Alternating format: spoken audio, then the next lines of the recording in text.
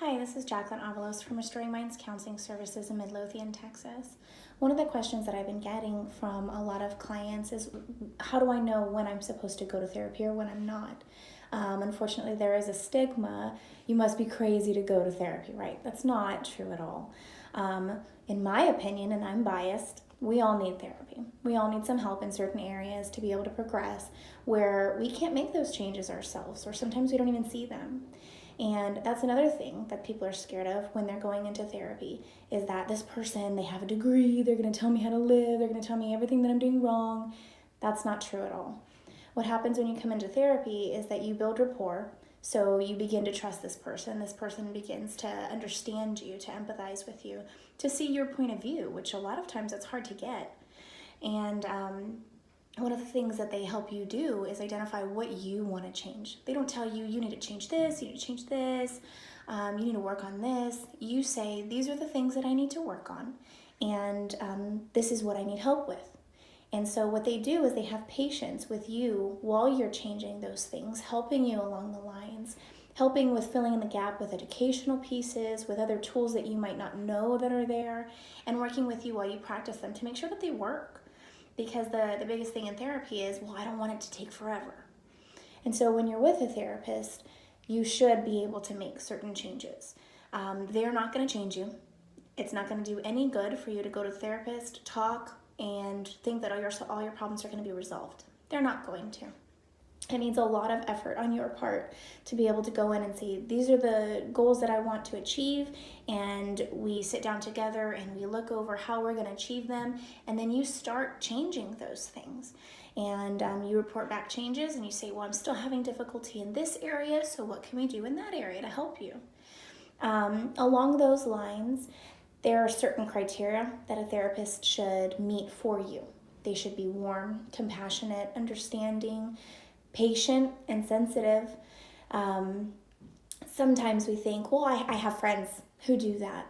And sometimes they don't provide unconditional positive regard. And what that means is that you're completely accepted. And so when we're talking to friends, they say, you should do this and you should do this. And then we feel more pressured because sometimes I can't do that. Sometimes I need a little bit more help to be able to do that stuff. And that's what therapists provide you. Another thing a therapist should not be is pushy.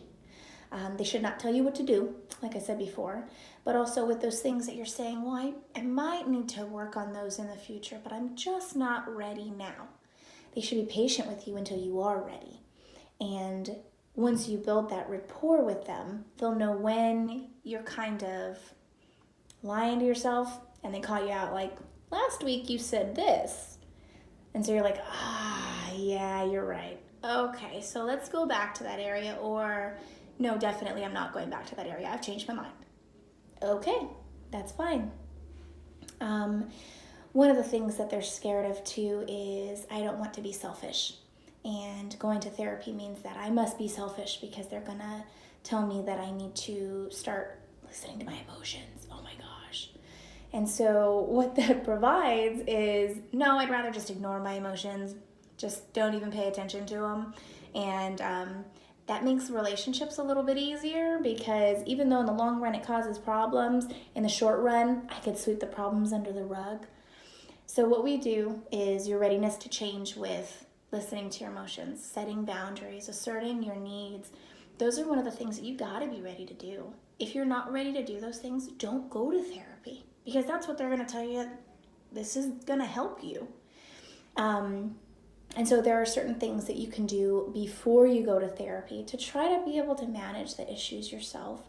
And that's really what we're trying to get at. We're trying to feel empowered. We're trying to resolve these issues and feel rewarded and achieved because we were able to resolve them. So when you're reading self-help books, reading blogs, listening to videos, talking to peers, consulting with spiritual leaders, there are so many different outlets that we can look up, ways that we can start to manage this stuff on our own.